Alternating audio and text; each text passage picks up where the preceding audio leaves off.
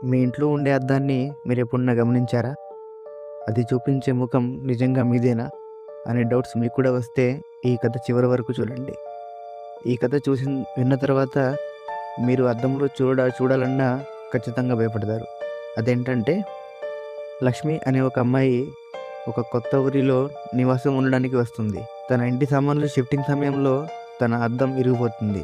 అప్పుడు వెంటనే లక్ష్మి మార్కెట్‌కి వెళ్ళి అద్దం కోసం వెతుకుతుండగా ఒక పురాతనమైన పాతబడిన అద్దం ఆమెకు కనిపిస్తుంది. అది వెంటనే ఆమెకు నచ్చి తన ఇంటిలో పెట్టుకుంటుంది.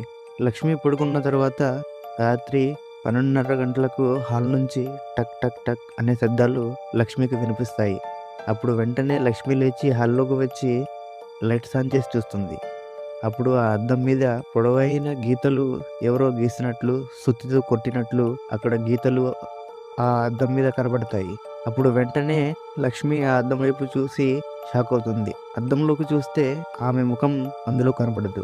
వేరే ఎవరో విపరీతమైన చిరునవ్వు చిందించే ఎర్ర కళ్ళతో వెలుతురుగా ఉన్న ఒక అమ్మాయి ముఖం మాత్రం అందులో కనపడుతుంది. అది చూసిన లక్ష్మి వెంటనే భయంతో వణికిపోతుంది. అప్పుడు వెంటనే లక్ష్మి అద్దం నుంచి వెనక్కి పరిగెత్తుతుండగా అద్దంలో నుంచి దయ్యం చేతులు బయటకు వచ్చి లక్ష్మిని గట్టిగా పట్టుకుంటాయి.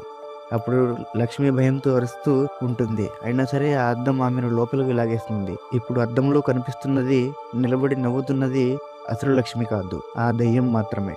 అప్పుడు అద్దంలో ఉన్న దయ్యం లక్ష్మితో ఇలా అంటుంది, ఇది నువ్వు కాదు, ఇది నేనే, ఇది నా ఇల్లు, ఇక్కడికి నువ్వు ఎందుకు వచ్చావు అని అడుగుతుంది.